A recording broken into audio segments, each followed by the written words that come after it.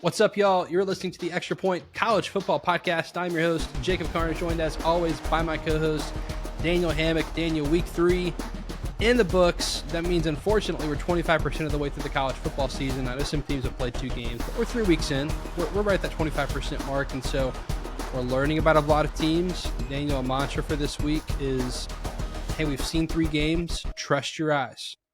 Like, teams have, through this point, at least shown us a little bit or a lot of bit of who they are. Trust your eyes. And we have a couple more games, a couple more teams, even we're going to talk about today that I feel like haven't been tested yet. But man, after this week, it's kind of teams have put it on the field, and it's time to trust your eyes of what they put on the field. We had a lot of good games this past weekend. Daniel, how you doing? Doing good. You said it correct. And there are a couple that have snuck through the cracks. Haven't played maybe anyone in their conference yet or something like that. We're going to need to kind of see that come out. But yeah, this week was telling. More good upsets, just some great games in every window where it was almost like you couldn't miss a possession. And that's honestly the best kind of football. So I was glued basically from noon until 11 o'clock at night, which is what I want to be. So it was awesome. I love it. Daniel, let's dive into our, our regular season, our show structure. If this is your first time listening, we cover college football. It's a 4-quarter sport. Our in-season show is 4 quarters as well. Here's we enter the first quarter of our show, Daniel. Our first quarter, we go through one thing we learned this weekend. Daniel, what's one thing you learned after watching the games this past weekend? Yeah, I'm going to use a quote from head coach Brent Key of the Georgia Tech Yellow Jackets, and he says, "When you see the Haynes King gangster limp, then you're in trouble." And anyone who watches Georgia Tech regularly knows exactly what we're talking about. This man does not look healthy ever. He is putting his body on the line. He throws himself. If you see the meme of that kid from The Simpsons getting thrown through the window, that's Haynes King. Saw a great every game with Haynes King facing a helmet on that kid. It was phenomenal. Oh my gosh. Yeah. So, but they actually had Brent Key discuss that a little bit. And he said, he walks around normal and everything like that. And he'll kind of sprint around in the game and be fine. But it's almost like it locks him in when he gets banged up a little bit, and he kind of locks in and really like hones in. And that's really where the game is won, is when he's, been touched up a little bit, because he's that kind of guy. He likes to stick his nose in there. He kind of grew up always trying to prove himself to his dad, who's a football coach. So yeah, impressed with the win, obviously. Georgia Tech over Clemson, kind of that fire drill at the end to kick that long field goal, walk off. Perfection. Unbelievable. Great way to start our college football Saturday. And we've talked about this, that Georgia Tech, when they hired Brent Key, I was worried about the hire because they had cheaped out and the biggest one was Willie Fritz, of like, Willie Fritz said, "Let me coach the bowl game," allegedly. Of course, every coach is every school's first choice and only choice. He wanted to wait through the bowl game. Tech was like, no. And he wanted to, pay raise for all of his staff to bring. And they kind of didn't have the money. So they hire Brent Key, and they've gotten, Daniel, just a football coach. And that's what Georgia Tech needed, was a football coach to come in and establish a culture, especially when, again, like your 2 rivals and teams you play every year are Georgia and Clemson. And so like you need like physicality, composure. And like, I thought that kick at the end to win was an encapsulation of that program of prepared. I think that's like, when you look at Georgia Tech, like physical and prepared, which you haven't been able to say for years for Georgia Tech, because that was perfect execution. I feel like that program has embodied their head coach. And Daniel, you talk about Haynes King and the gangster lip. Is that what you said? Yeah, the gangster limp. That's what Brent Key called it. I'm looking at Georgia Tech's schedule, man. They've got Temple at home. They go to Wake Forest. They've got a head coachless Virginia Tech at home. They go to Duke. They've got Syracuse at home. They go to NC State. They go to Boston College after a bye week. They host Pitt, and then they go, to a neutral site in Atlanta and Mercedes-Benz to play Georgia. They're not going to have to use Haynes King like that. I think, maybe again, I could be wrong, but like Duke on the road, maybe NC State. maybe, Boston College has looked awful. Syracuse hasn't looked great. Maybe Pitt. And then Georgia. Mm-hmm. Like, can you just get him healthy for Georgia? Could we be looking at, realistically, they're 3-0. Like, I think 9-3 at this point should be the floor for Georgia Tech. Like, that might be disappointing to For me if they sure. go 9-3. And Now that they've last gotten year, to the you Clemson look at game. it when they were giving Haynes King some rest early on, they were putting in Zach Pyron, which was their initial backup before they discovered Aaron Philo, which is a very capable backup. So even if they play Philo, who's now the, number 2 guy, I don't think they lose a lot in the sense Right. that they can win games with him, especially Temple, Wake Forest, who's terrible, NC State. A lot of these games, they should be in good hands. Not saying that they should go there, but maybe split the, reps up a little bit. You don't have to give him the whole game. You don't have to run him so hard, that kind of stuff.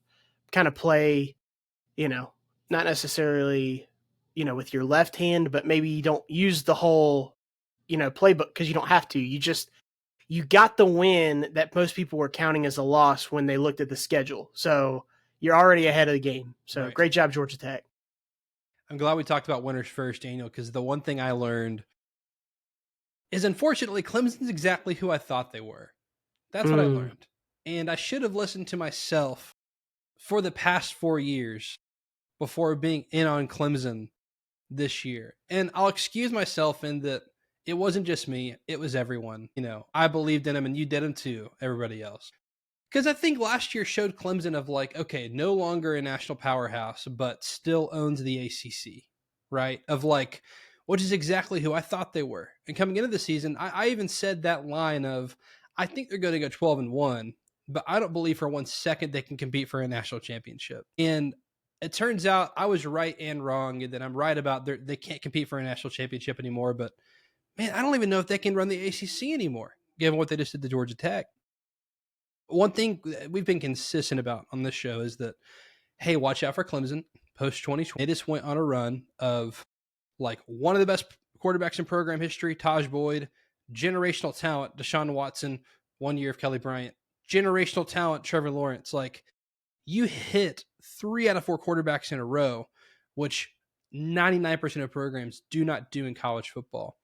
And because of that, then you pair it with, you had one top 3 class, and really one top 7 class for that matter, where you had this massive defensive line where you got all hits. It all clicked. You had the ACC's all-time leading rusher. It all clicked. And it was covering up what we thought were some major problems for Clemson, which one of those being offensive line was consistently bad during that time period, but everything else was so good it didn't matter, especially generational quarterback play. And that they weren't recruiting. They were developing great. They had great evaluation, but they were not recruiting and adapting like other national title players. And again, the reason I'm comparing Clemson to other national title programs is because they won 2 out of 3 national titles. They slayed Saban and Alabama. Like, Dabo raised the standard for this program. And then, so I wrote all this down, Daniel, in my notes prior to Dabo going on his rant on Monday, which made it so good that I already had this ready. Because the thing is, for Dabo complaining about people being like, we've won the ACC 7 out of 10 years. Is that good? Which we were talking pre-show. By the way, if you've seen the Dabo rants, just go and find the question that was asked before he went on a 13-minute rant, over an hour-long press conference, by the way. The question that was asked was, if you could have back one play on offense from the Georgia Tech game, what would it be? And then you get 13 minutes of a lot of the clips you've probably seen on social media. Well, Daniel, the reason people are comparing Clemson to that is because of the standard that he himself set at Clemson. And that's a compliment to Dabo and Clemson, in that he's the greatest coach in Clemson history. He took that program Absolutely. from a good program to, we should expect to compete for the national championship. That's what Dabo Swinney did at Clemson. Build the statue. He could never win another game at Clemson, and he's the greatest coach that program's ever had. But they went from regional to national like that. Brand under overnight. Him. And again, a program that everyone rooted for, because again, when you have a dominant program, people want to root against Darth Vader. They want to root for Luke Skywalker. And that's what Clemson was. They're going up against Bama year after year, and people are rooting for him. We're rooting for him, right? As fans growing up. And look, they ranked out of 68 Power 5 teams, Power 4 teams, excuse me. They ranked 68th out of 68th in transfers over the last 2 years. Dabo has not adapted to the new wave of college football. They not only can't win a national title with OKGs, but it looks like they can't even win the ACC with OKGs. And I'll go to a program that's an old school rival of Clemson that does what Clemson should be doing. We've talked about this, and that's Georgia. Georgia's never going to rank top 5 in transfer classes. But look at Georgia's win on Saturday. London Humphreys, transfer. Colby Young, transfer. Zachariah Branch, transfer. Josh McCray, transfer. In a game of margins, the players that made the biggest difference on offense and where Georgia was not good last year at receiver and not enough depth and different bodies at running back. Georgia went out, and maybe, Colby Young and Humphreys were 2 cycles ago. Branch and McCray were this cycle. Georgia went out and got pieces to add to their foundation of culture in high school recruiting. Kirby still says, I want to get all my players from high school recruiting. But when some of those players leave, he's got to plug holes. That's what Dabo and Clemson should be doing because they had the foundation of a national brand. Now I'm afraid they're losing that. Now you're so far removed from those national championships that players still going to believe Clemson can compete on the national title stage with Oregon and Ohio State and Texas and Alabama and Georgia. I think I learned is Clemson exactly who I thought they were for the past 4 years, and I shouldn't have believed them coming into this year. They're 1-2, and sure, Dabo, you can go 9-3 and go compete for the ACC and win a bowl game and say, is that good? It is good, but what we've come to expect from Clemson is great because of what Dabo built, and Clemson is not great. That's exactly who I thought they were. Trust your gut. All right, man. We jump into our 2 questions. We're in the second quarter now. 2 questions we have. My first question, Jacob, something that came as a result of this weekend's games. Is it smart to fire your head coach early or late if you're making that decision?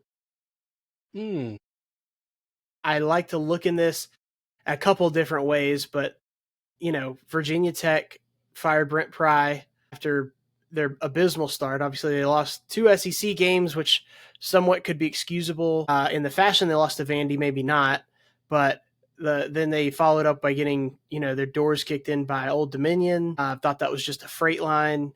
That is not acceptable. And then you add to it, UCLA also part ways with Sean Foster, their head coach, after an 0-3 start as well. Jacob, the reason I'm even mentioning this, we're heading into week 4. The new transfer portal rules, NIL rules, and redshirt rules. You could play in 4 games and redshirt. Once a coach is fired, there's an open window of 30 days for a transfer portal, and all of these players are now eligible to go into the transfer portal, and they are, for whatever ones are available, are able to redshirt and maybe keep a year of eligibility, go find a new home if they'd like to. It seems risky on one hand. The other hand is you want to be ahead of this. You don't want to just, have a fake recruiting class and have a team have to figure it out, all at once. Maybe you're first one to hire somebody because you were the first one to fire. But I don't know, strategically, I would probably wait until after the 4th week just to get most of the players kind of locked in, not to be, against player rights and everything, but I would probably, as a try my best to just try to keep a team together and wait till maybe week 5. What do you say? Yeah, I mean, this is a business, right? So sorry for the player rights folks, but no one that added the NIL and transfer portal era and paying players is for player rights. This is all money. They want to keep it sustainable. You had the most watched, it was the most watched ABC 330 game since 2006 with Georgia and Tennessee this week. So obviously the sport's not hurting despite changes that even you and I are not a fan of, like the expanded playoff, but sport's not hurting. So it's a business. It sucks. I think I'd wait. I've never been a part of these locker rooms, Daniel. And so when a team's quit, like Virginia Tech looks like they've quit, is your hope that when you fire early that, they're out on Pry, they've quit on him, but the linebacker coach who you're going to make I don't know who they made interim head coach, but like they love him and he gets a spark that gets you to a bowl game or something, right? Where players don't quit and you're doing it so that they do stay. That's going to be the only reason I see of the benefit of going early or having first choice at a head coach. But again, then it's like Virginia Tech's a really good example of how good is that job. UCLA, I think, is just I don't know who's going to take that job. I can't even go near that. They're at least in the Big Ten, but at least job make money. It's again, they're one of the ones getting cannibalized in the Big Ten, but you can win at Virginia Tech, you can make money, or you can have a stable program money wise at UCLA. That's the thing, man. Is UCLA's athletic department's operated at a deficit. And someone said that, I think it was Bud Elliott on Twitter, said like that, at some schools it's hard to get either the fan base to buy in or the school people administration. To buy in. The administration, yeah. Thank you. At UCLA, you're going to have to do both. Fans don't want it and the administration doesn't want it. It's the culture. Yeah. It's a culture, man. And then you've got USC across the street who is bought in from a fan base and an administrative perspective. So that's one thing. Virginia Tech's really interesting of how good of a job is it, because I've seen names like Clark Lee. Why would Clark Lee leave Vanderbilt? Number one, it's his alma mater. Number two, he's proven he can go make a bowl game, I think, pretty consistently at Vanderbilt. He's in the SEC. Shane Beamer. Again, you talk about the whole floor stuff. If he can go average 7 wins a year at South Carolina, they're not going to fire him. I don't think. If he does that, he averages 8 wins a season. He'll go down as the second best coach in South Carolina history. So I'm curious who's going to take a job like that, because then you go to some of these high profile coordinators, and I just think the current state of college football, they're smart to sit still, make a ton of money, and wait for a dream job to open up. Kirby did it with Georgia, but I even think about a Shannon Dawson at Miami right now. He's going to be a name that's highly talked about. Dude, he's smart to sit at Miami until the exact job he wants opens up, because they're just going to keep paying him. The Glenn Schumann at Georgia, they're going to keep giving him raise after raise after raise to keep him there, and he's not going to go take the Virginia Tech job. He's going to wait on, hypothetically, he's going to wait on an Auburn, right, in Alabama. He's going to do what some of these other big coaches have done, which is wait on the big jobs. To get back to your original question, when's the best time to fire a coach? I'm just wondering what the they clearly did it for a reason. What's the advantage? I would tend to wait till later, because I don't think these other guys are going to leave any earlier.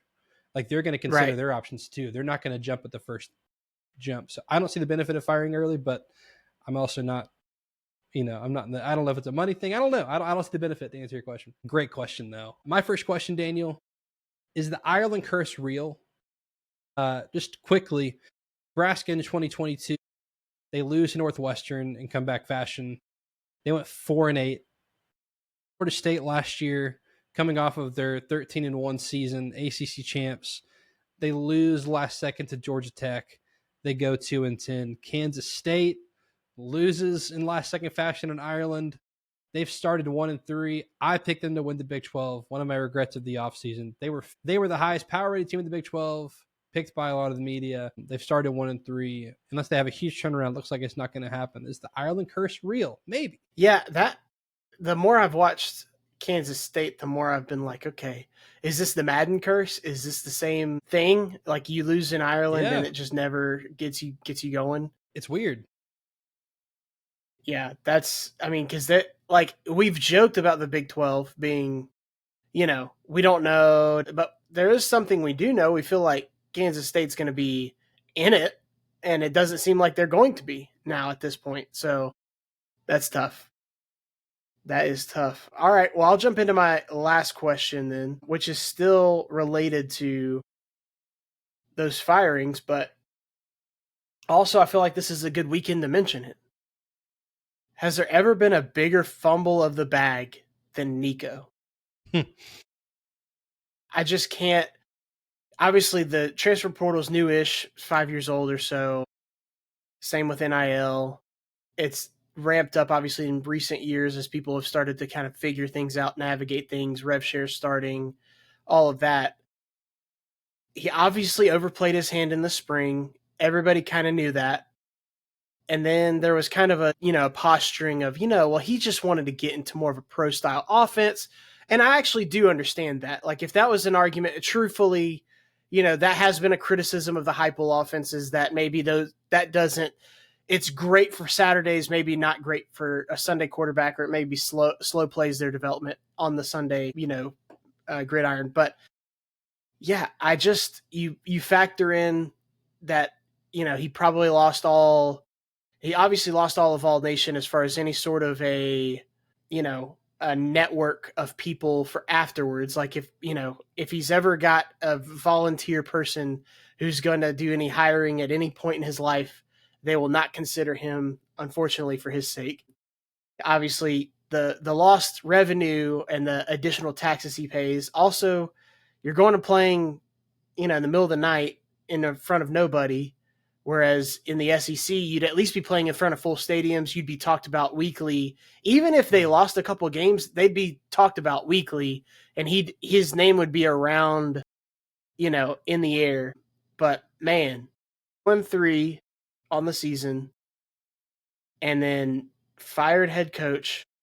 They're playing in front of nobody in the middle of the night, and then you have to weigh it against basically the trade that happened, because Joey Aguilar was at UCLA with the intention of being their starting quarterback and ends up back east at Tennessee. And even though Tennessee lost this weekend, I mean, my goodness, they pushed Georgia to the brink. Aguilar looks very much the part, looks like one of the best quarterbacks in the SEC, and has revitalized this volunteer offense to exactly what Josh Heupel wants to do, back to like what Hendon Hooker was doing for him. And you just got to sit back and think, like, it just looks like Aguilar and Tennessee hit the lottery and got lucked into something. And Nico, who was the all-everything high school recruit, 5-star, the original NIL spend that Tennessee did was on Nico and his package to get him there.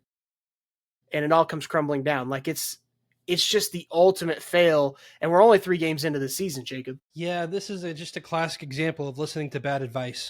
I mean, I feel part of me feels bad for him, because at the end of the day, he is a 20-year-old kid who got told some really bad advice by people who say they care about him. I think this is a great example. I mean, just a life thing of the here and now versus, thinking about long term. Yeah, Nico fumbled the bag bad. Tennessee definitely won the trade. Aguilar looks unbelievable. What are the odds he's in the portal again this next offseason? For sure. He could be in now. And then where does he go? Does he go to, does he do the, Malachi Nelson thing where it's like, he's at, Idaho State? You know what I mean? Where it's like, yeah, these big schools are like, and this is a good thing, I think, is like the coaching community's connected. No one's taking a jab at another coach by taking Nico. At this point, it's like, hey, we've all seen what you spurned some coaches. Clearly not worth the investment. You're probably going to make even less money now for a third time. Yeah, for his sake, I hope he gets it turned around and is a great NFL quarterback one day and learns from this. But yeah, he definitely fumbled the bag. And my second question, what other teams or how many teams can win when they're forced to play a different style of game? I've seen 3 examples of this season, 2 examples this past weekend. Georgia goes down 21-7. We said it was going to be a low-scoring game. I think I said 27-14 in there. And very quickly you realize you've already given it more points in one quarter than you have to Josh Heupel in the last 5 years of playing them. So it's very quickly, this is not going to be we shut them down, run the ball, hold the ball, score 20 points, and get out of there with the win. They give up 200 passing yards in the first quarter alone. They win the game 44-41. A lot of question marks about Gunnar Stockton and the Georgia offense heading into this game, about vertical passing threat. I thought it was Mike Bobo called one of his best games. First play, they get that confidence for their quarterback. They throw a 50-yard pass. First play of the game, go vertical. The Solid Verbal guy said this. They said, has there ever been a better throw on, with the game on the line, than Gunnar to London Humphreys on 4th and 6? He was like, I'm not brave enough to make that throw in the video game.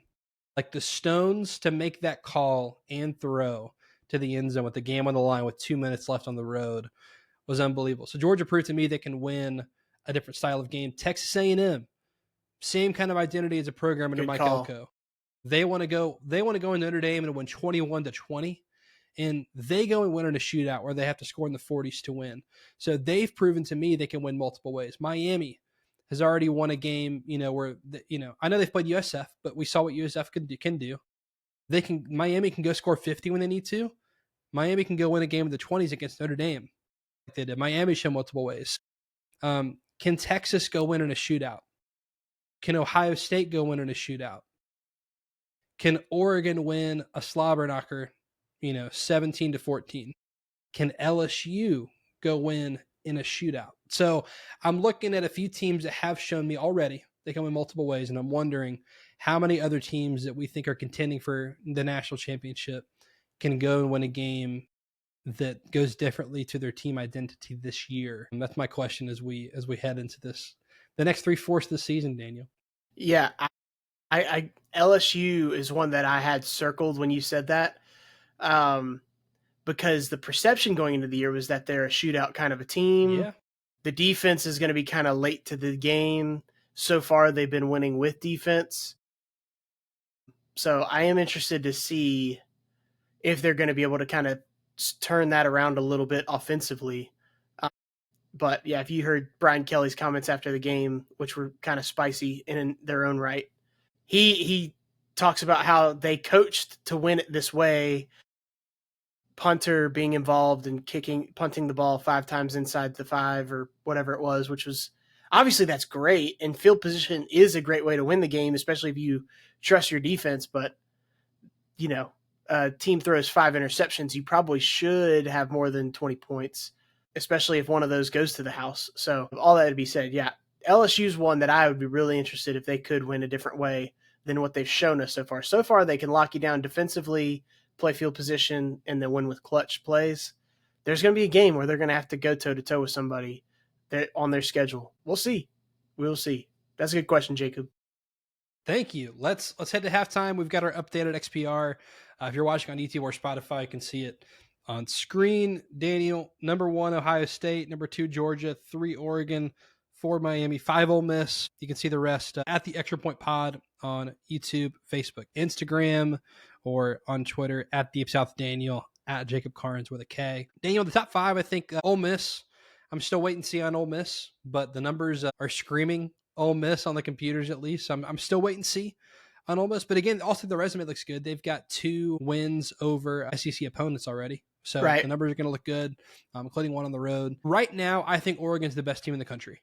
That's my take right now as far as teams I've watched. I agree. Okay.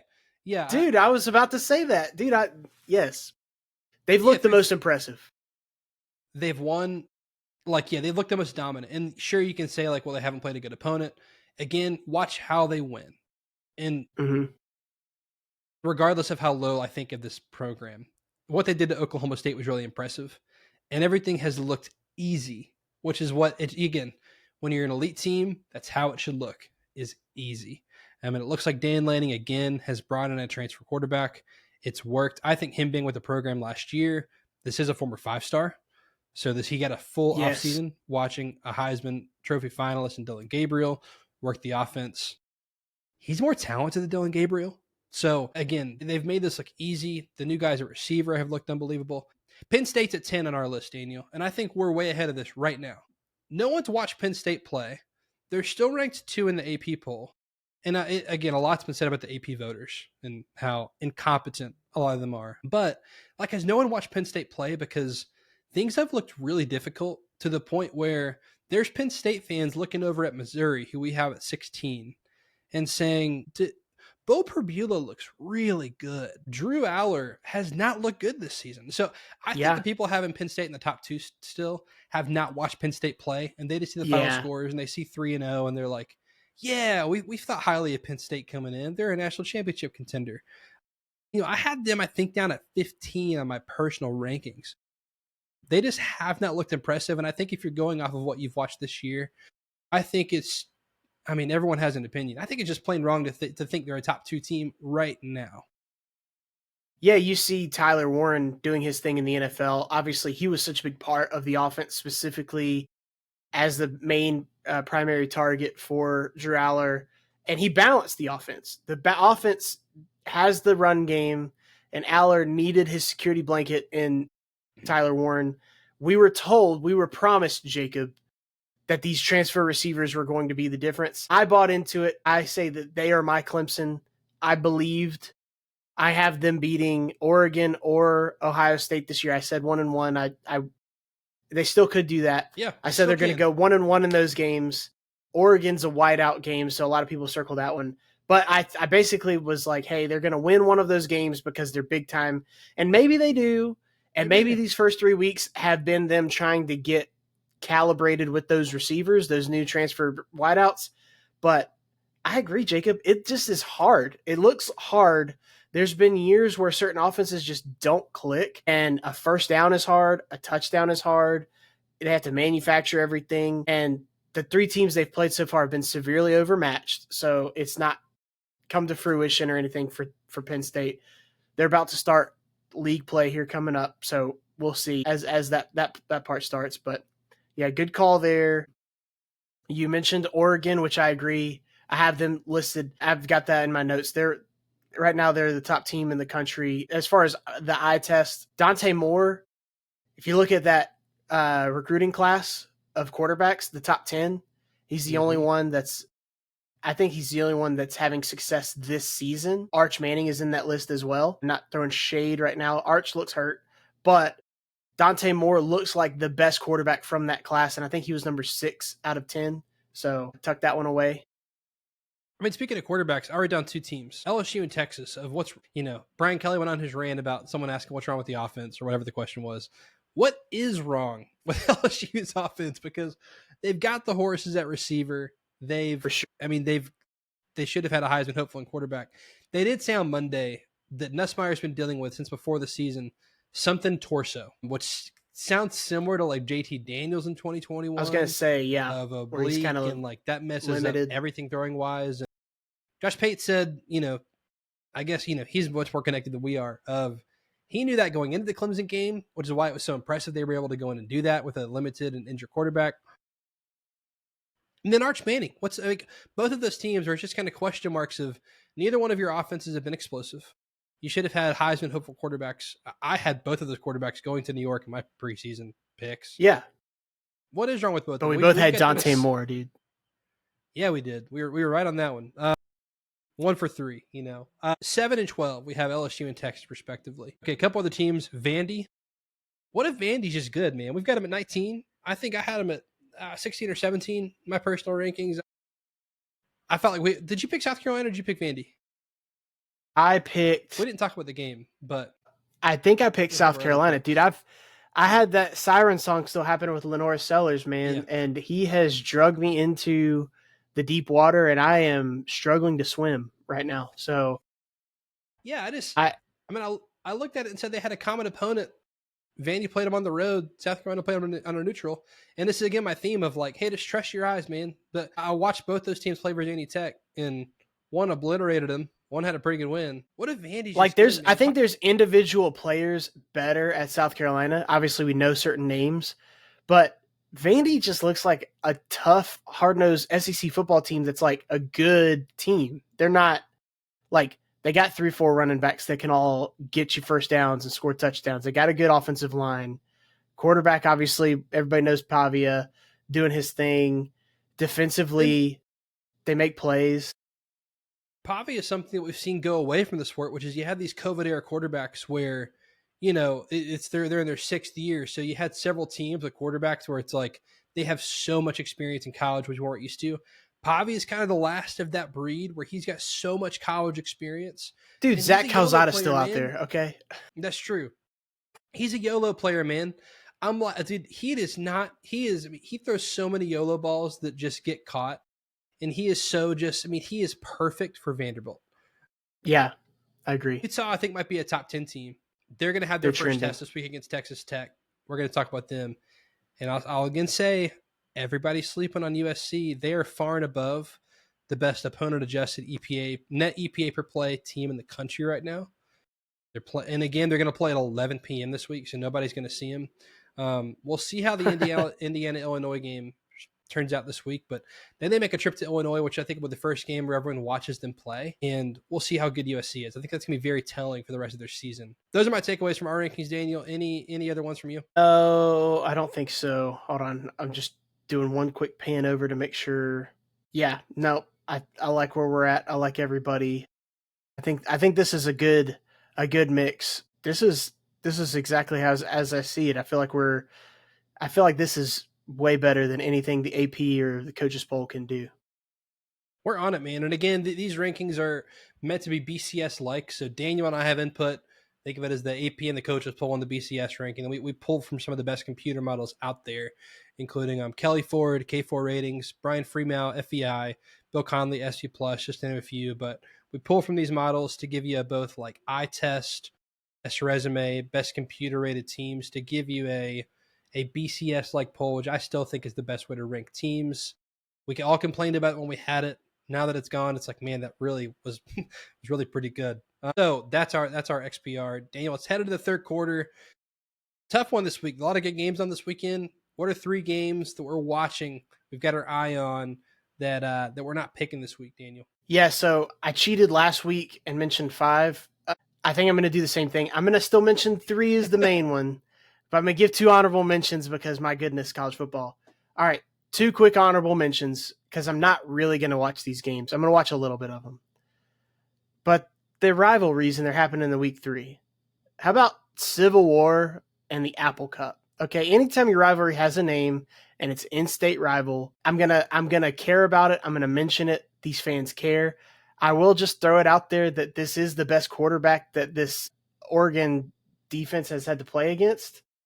Malik Murphy for Oregon State. Granted, he's thrown 5 interceptions so far on the young season. They are 0-3. It's maybe not the great team around him. He's trying to make things happen, but he's a very highly touted recruit. Should be a good challenge at least, but they are a 34.5 point favorite. So don't, focus too much on that. And yeah, Apple Cup, always a good one. Used to both of these games being at the end of the year. They happen now early on because of, conference realignment and all of the such. All right. 3 games I'm watching. I'm thinking at least one of these might end up on your uniform list. First one, Ole Miss at home against Tulane, the old SEC throwdown. Ole Miss 10.5 point favorite over Tulane. This one, Ole Miss, I agree with the metrics so far and why Ole Miss is, especially after watching them against Arkansas. Arkansas came and punched them in the mouth and gave them a very good shot. And Ole Miss with a second quarterback, who I think might be their first quarterback, Trinidad Chambliss. Dude, they are explosive offensively. They can run it. They can throw it. Lane Kiffin is in his bag. All that to be said, Tulane is not an easy out, and 10.5 points is a lot of points against the Tulane team that can score the ball. So I might like Tulane with the points. Miami and Florida, this is where College Game Day is going. If it wasn't for Florida losing to South Florida, they might still be ranked because LSU is at least a ranked loss, and this might be actually a good game. I'm glad that this game's happening. It's in-state rivalry that doesn't happen all the time. You always get Florida State, and you always get Miami, Florida State, but you don't always get Miami and Florida. These are like, enemies in law, if you will, because they both hate Florida State, but they also hate each other. So there's plenty of hate to go around in that great state of Florida. Miami's a 7.5 point favorite. What's going to break first? Like, is Florida going to – they've got a great defense. Are they going to be able to hold Miami at bay and, not throw 5 interceptions and maybe be in this game and maybe give the ball to Jaden Baugh, who's their best player, and maybe don't drop their quarterback back 55 times, maybe give Baugh more than 8 carries? I don't know. I don't call plays. Billy Napier does. Maybe he should do something like that. Also, I call this one the Protestant Bowl. I don't know what it's actually supposed to be called. SMU hosting TCU. Iron Skillet. Dude, it's the Protestant Bowl. Methodists versus Christians, whatever. You've got Dallas versus Fort Worth. Tale as old as time. These people hate each other. TCU's a 6.5 point favorite. Obviously, Sonny Dykes left SMU a few years ago to take the TCU job. SMU's in the playoff last year. Kind of had a rocky start to the year. I like SMU with the points at home, 6.5, but that one should be a high-flying, fun game as well. So those are my 3 games: Ole Miss, Tulane, Miami and Florida, and SMU, TCU. Love it. I'll be watching all those games as well. Since you cheated, I'll cheat here too. One, I'll award for my third quarter, 3 uniform matchups we've got our eye on. One, I will award our uniform matchup of the week for week 3 was Tennessee and Georgia. It looked amazing on the field. The white color white for Tennessee and then color white color for Georgia. looks great. Checker Nealon looked unbelievable. I'm sure it looks great in person. It looked amazing on TV. So that helped with that uniform vibe. So that one gets the award for week 3. Daniel, 3 for this week. Number 1, Oklahoma and Auburn. Again, these are 2 of my like top 5 uniforms, top 6 uniforms in the SEC playing against each other. So that's an easy one for me. Number 2, Nebraska and Michigan. Both games we're picking. Big brands. Michigan can wear any of their pants, honestly, and this one's going to look good. As long as Nebraska doesn't wear black, which they're not, and all red, which they wore last week, so I don't think they will. This one should be a really good one. And then lastly, USC and Michigan State.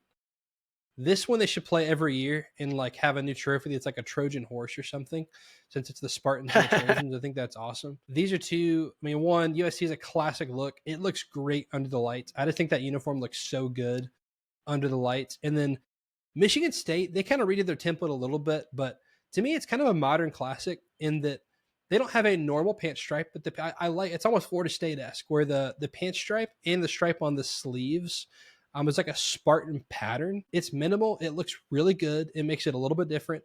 And they've got kind of a modern blocky font. I love the Michigan State green and white. I love the logo. I think it's a really good looking uniform.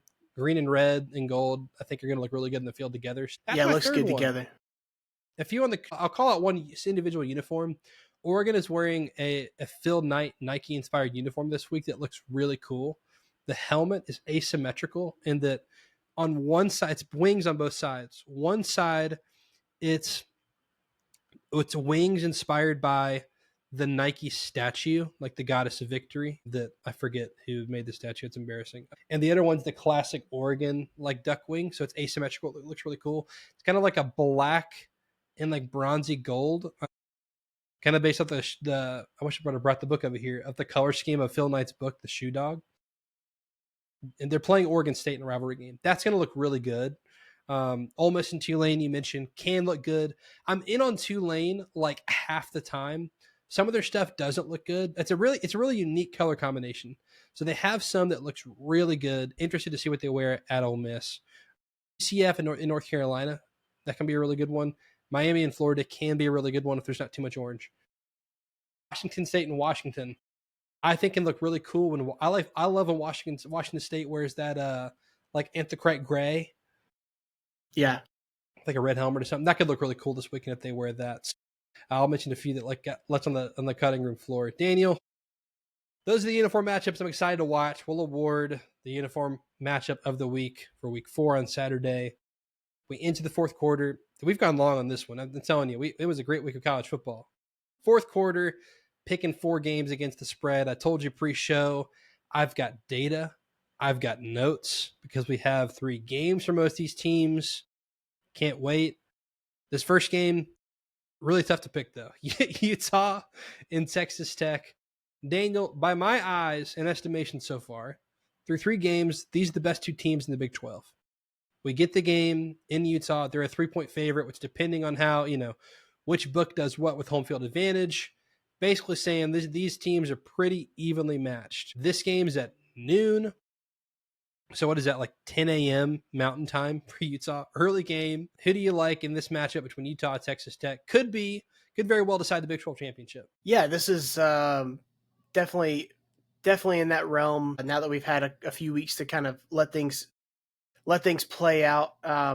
One of the media darlings, I'll say, with Texas Tech because of their money spend and people starting to recognize them as a big player potentially in the Big 12.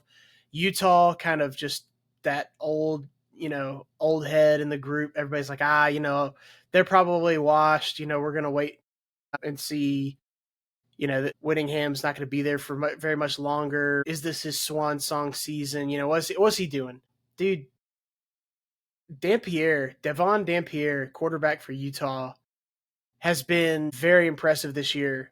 I know that I say they haven't played anybody. That would include UCLA, was their first game. At UCLA, aka Rose Bowl matchup. And then just a couple of smaller teams after that. You look at Texas Tech, they started with a couple of smaller teams.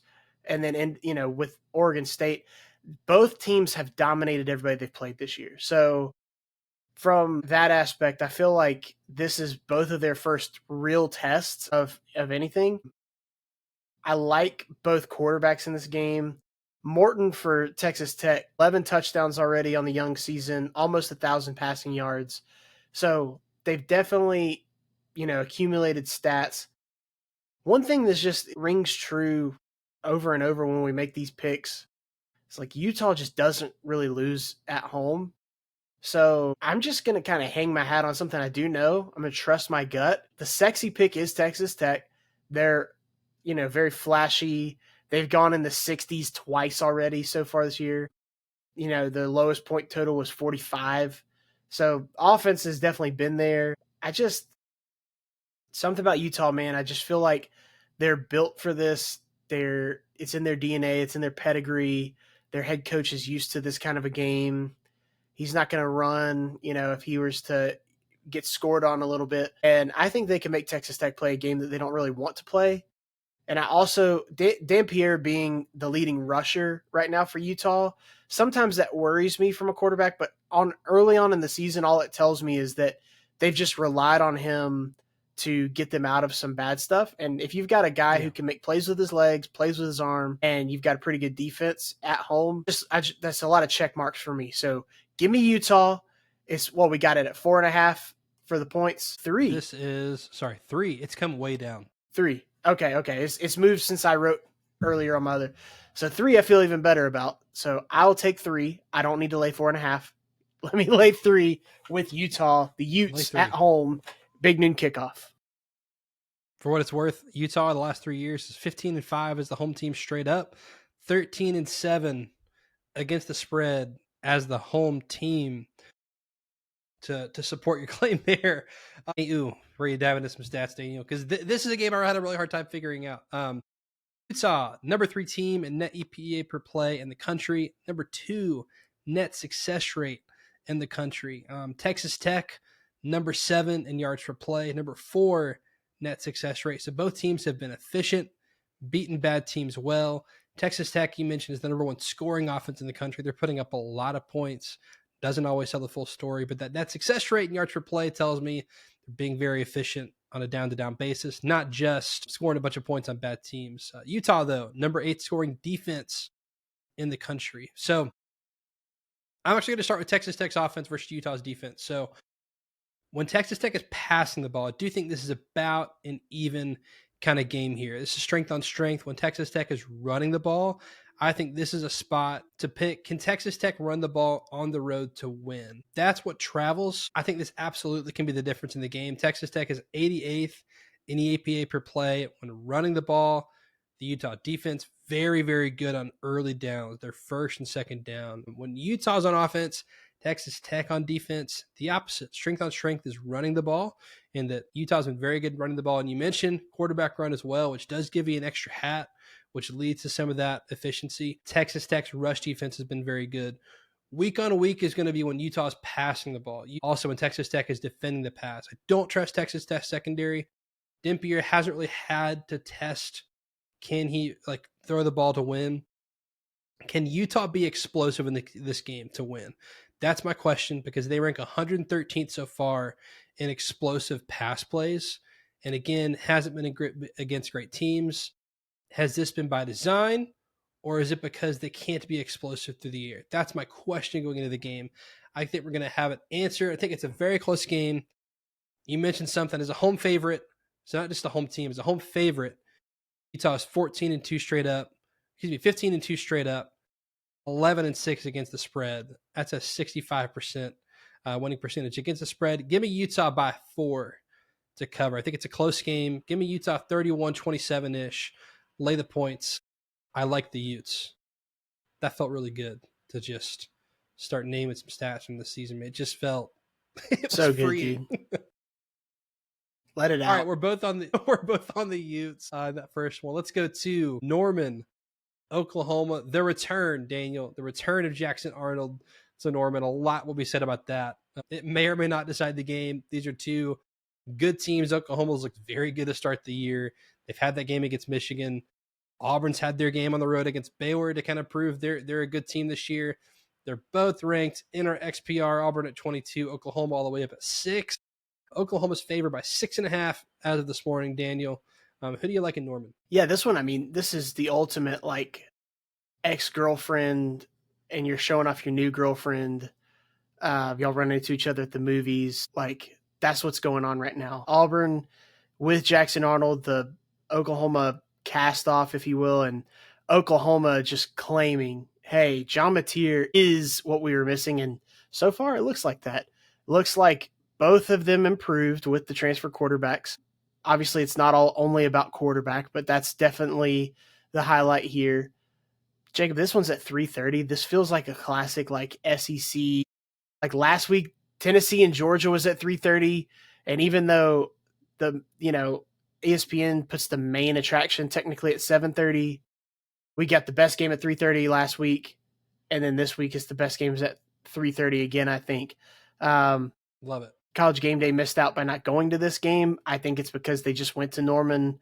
Yeah. 2 weeks ago when Michigan came to town. So I get it. I get they want to spread the wealth a little bit. I'm not mad at it, but dude, this one's going to be a big time classic. I think there's going to be a lot of quarterback run that's going to decide this game on both sides. I think Mateer with his legs outside the pocket, scrambling, throwing the ball down the field. Also his ability to scramble and get, points, get in the red zone is going to be big. And then Jackson Arnold so far still has not really been tested through the air. He's not had to. He's been able to run the ball. They've been able to kind of win, kind of the way they want to because they've had lesser opponents. Obviously, that first game against Baylor, they were able to just run the rock. And I feel good about Auburn's running game. This Oklahoma defense is different. Oklahoma will be able to make Auburn throw the ball, and we're going to finally see. We're going to see if Jackson Arnold has developed. He's got the receivers to do it. So we're going to see if that's the case. Oklahoma, I like their tight end, Jaron Kanak. He's been a big-time playmaker. Already, 245 yards on the young season so far. He's their leading receiver, actually. I want to see who rises to the occasion for this moment. I like that the game's in Norman because that way Arnold gets to come back to where he was. It's not just playing his former team. It's playing his former team at, his former stadium. It's got all the makings for a classic. I trust John Mateer more. He seemed that he's able to do both. He's able to be prolific in the pass and the run game. I think that's what's going to be the difference in this game. And I think the Oklahoma's defense is better than Auburn's defense overall. So give me Oklahoma. I'm going to lay the points, actually. I'm going to lay the touchdown. So I'm just going to take Oklahoma straight up to win, but win by that touchdown to cover as well. But I think we're in this one for the long haul. I think it's a 4-quarter game. Yeah, this is, which by the way, I might have not updated the sheet here. I'm going to check the line real quick, but it's 5.5 or 6.5. I don't know if it's come down. I don't care for what it's worth. Give me Oklahoma to cover as well. What's the best unit on the field, Daniel? It's Oklahoma's defense. That's you said it. Like that's absolutely. That's the best unit on the field is Oklahoma's defense. If you want to go top level stats, they're the number 4 scoring defense in the country, number 4 in points per play, number 4 in total defense, but they're also 3rd in yards per play allowed, number 4 in third down percentage. They're really good on third down. So when Auburn's offense is on the field, I think if Auburn can hold onto the ball and run the ball, it's how they win. The football, as much as football has changed, football hasn't changed. If they can slow the game down, own time of possession, Auburn is number 4 in EPA per play running the ball. Oklahoma's defense is 37th in that same category. Auburn passing, this is how they lose the game, Daniel. They're 64th in EPA per play passing against the most efficient passing defense in the country in Oklahoma against their former quarterback. Auburn has an incredible wide receiver duo in Cam Coleman and Eric Singleton. Probably one of the best wide receiver rooms in the SEC. They're going to have to win one-on-one because I think Oklahoma might have one of the best secondaries in the country. They're also number 1 in 3rd and 4th down success rates. Auburn's going to have to win one-on-one because I think Oklahoma can put more guys in the box to defend the run and then force Jackson Arnold to hey, we're going to leave guys one-on-one outside. We don't think you can beat us with your arm. And so I think they're going to put 7 and 8 in the box the whole night and just say, we're okay giving up 400 through the air, because we don't think you can do it. And I think that's how Oklahoma wins, especially if you know, like, hey, we haven't been amazing with 4 guys to defend the run. Michigan was able to run the ball a little bit. That's how they win. On the other side, Oklahoma's offense, I think when Oklahoma's running the ball, advantage it goes to Auburn. They're outside the top 75 in the country in total rushing, yards per carry, O-line yards, and explosive runs. I think Auburn can run a light box and try to defend the run here. Auburn top 10 in all those categories. When passing the ball, though, advantage OU. This is where Auburn secondary is not as good. So it's the opposite problem in that they're going to have to put more guys. You know, they're going to have to run out an extra. They're going to have to run nickel and dime all night to defend the pass and run a light box, which I think is going to allow Oklahoma to be more balanced on offense. I think this is just a bad spot and bad matchup for Auburn, especially being on the road. Auburn allows too many explosive plays. Oklahoma forces Jackson Arnold to win through the air. I like him by a touchdown, though. I think lower scoring, like 27-20. And maybe it's, you know, it feels like it's been Oklahoma's game the whole time. You know, like it's been 27-13 for a while, and Auburn scores late to make it 27-20. Yeah, lay the points with Oklahoma. Similar to Utah, they're 14-2 straight up at home over the last 3 years, and 11-6 against the spread as a home favorite over the last 3 years. So give me the Sooners. Also at 3:30, we go to the Big Ten. Nebraska and Michigan, the Bussin' Bowl. Look, Michigan on the road, a 2.5-point favorite. Is Matt Rule in year 3 the play? Daniel, who do you like in Lincoln? Yeah, if this is truly the Bussin' with the Boys Bowl, you know, do you like Taylor Lewan or Will Compton better? I'm a Will Compton guy myself. He's what, you know, the straw that stirs the drink on that podcast. I think without him, Lewan is, you know, jobless right now because Compton is the man. Great content. He's been a little too much of a believer in Nebraska, which he can't fault him. He loves his alma mater. Matt Rule, year 3, 3-0 so far.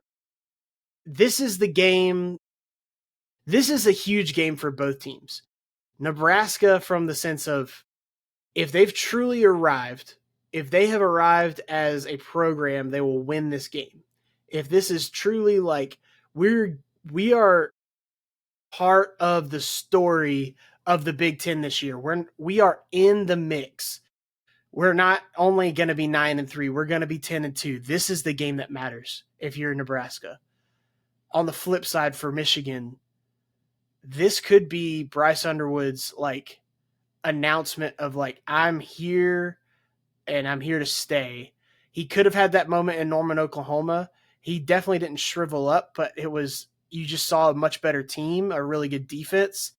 Michigan hasn't quite been ready for that moment so far this year. I like Michigan in this spot. I think the pressure is on Nebraska, the home team, and I think Michigan's going to come in and, you know, Nebraska's like, oh, we've been building.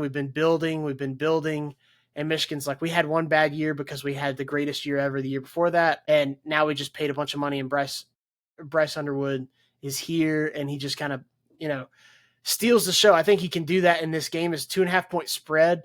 I like Michigan by a touchdown. So give me the Wolverines, lay the points on the road. I like this. I like the spot for Michigan. And I think it's a vibes play. I think you're going to see a tight Nebraska team, and I think you're going to see a loose Michigan team, and it's ultimately going to lead to Justice Haynes running the ball, getting big first downs, and you're going to see Underwood just being a star, and he's going to have a moment in this game where it's going to make everybody remember his name, and he's going to be part of college football lore, you know, from this moment on. I'm taking Nebraska. You've almost got me convinced to change my pick here. Bryce Underwood. So I went into it just thinking – vibes, same thing. Nebraska's tight. Like, Michigan has nothing to lose. Nebraska's like clamoring for a big win like this. All the pressure in the world on them. None of it on Michigan. Matt Rule, year 3, man. It's really hard not to see the improvement. The Cincinnati game scared me. They've played a lot better the last 2 weeks. The opponents have been bad, but their efficiency's been really good. Maybe they needed that game away from home in week 1 to just against a Big 12 team to get the jitters out. You go win. You win your clunker. You move on. Bryce Underwood ran the ball a lot more last week in the Connor Stallions Bowl, Michigan versus Central Michigan. He carried the ball 9 times for 114 yards and 2 touchdowns. Like, can he do that against Nebraska? Nebraska's offense has looked a lot more in sync since the Cincy game. Again, Akron, Houston Chronicle, for what it's worth. When Nebraska's on offense, like they're number 6 in the country in EPA per pass attempt. Michigan's defense, number 51. Huge advantage Nebraska in that area. When Nebraska's running the ball, they're number 57 in EPA per rush. Michigan, 24 allowed on defense. Third down success rate. This is a huge red flag for me for Michigan. Is Nebraska does rank 19th in the country in third down success rate. Michigan's defense, 99th in the country.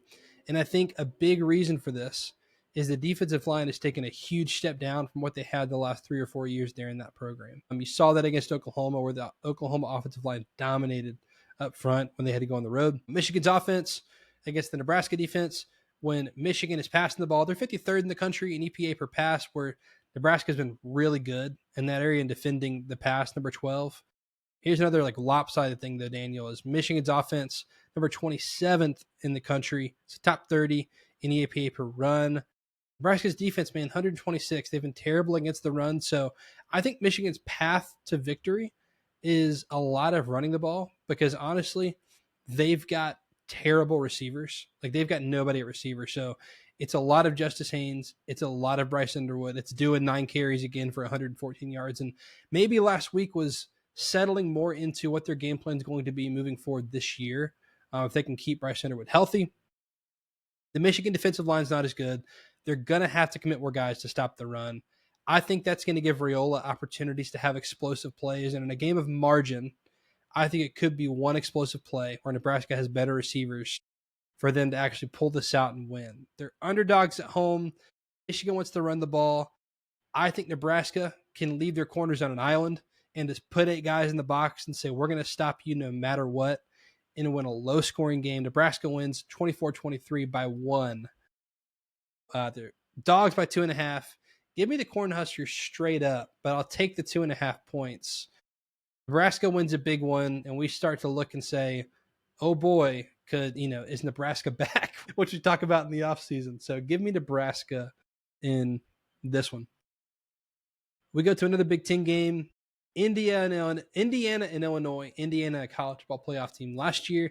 Illinois, high hopes coming into this season to be a team that gets into the college football playoff. This game could determine one of these teams getting into the playoff this year. Big game. Indiana at home.